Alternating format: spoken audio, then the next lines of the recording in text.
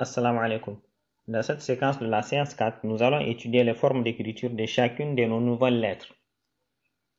Mettez en pause cette vidéo et citez par cœur les 6 nouvelles lettres que nous avons découvertes dans cette séance. J'espère que vous les avez toutes trouvées. Je vais quand même les rappeler.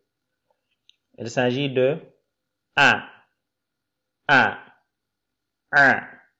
Ga, Fa, Qa.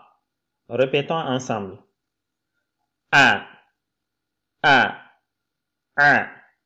Ga, Fa, Qa. Je rappelle que les deux premières lettres ont le même son. Pour les différencier, le symbole de la première lettre s'appelle alif et celui de la deuxième hamza. Voyons les formes d'écriture de ces lettres. Dans ce tableau, nous avons sur chaque ligne une lettre avec ses formes d'écriture en fonction de sa position dans le mot. À la première ligne, nous avons les formes d'écriture de A. Cette lettre se comporte comme les 5 lettres de la séance 3. Elle n'accepte pas de liaison à gauche.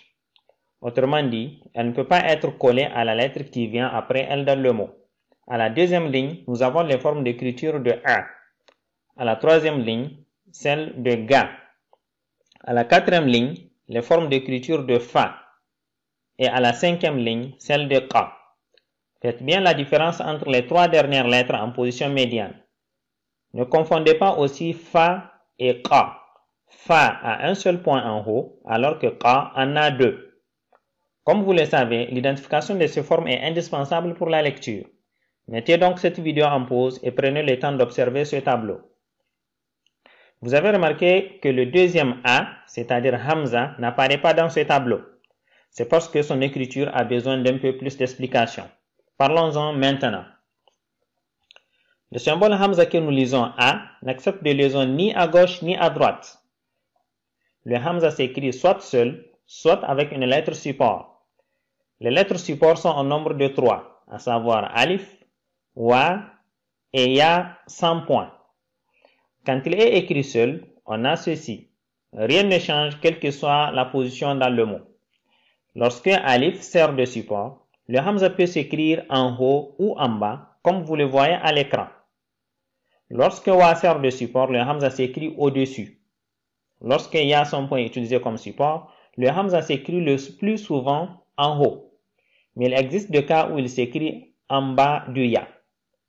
La lettre support est toujours muette.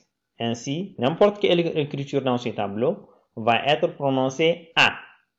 Mettez cette vidéo en pause et observez bien ces écritures. Faisons un exercice d'épellation pour mieux assimiler les formes d'écriture de nos nouvelles lettres.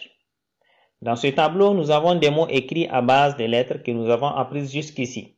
Votre travail consiste à identifier les lettres qui composent chaque mot. Mais avant, je vais vous expliquer certaines écritures. Lorsque la est suivi par un alif, on peut les écrire de deux façons suivantes. Dans chacune de ces écritures, la est représenté par la première branche et alif par la deuxième. On a donc dans le deux cas la, ensuite a. Lorsque alif sert de support au hamza, on obtient ces écritures lorsque hamza est au-dessus du alif. On a donc la, a.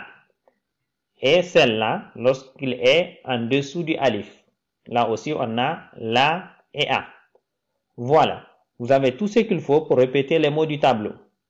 Suivez, je vais épeler certains mots. Mots en case 2. On a fa. Ensuite, a. C'est le hamza qui compte, parce que l'alif qui sert de support est muet. Et enfin, na. Mots en case 4. On a ma, la et a. Mots en case 23.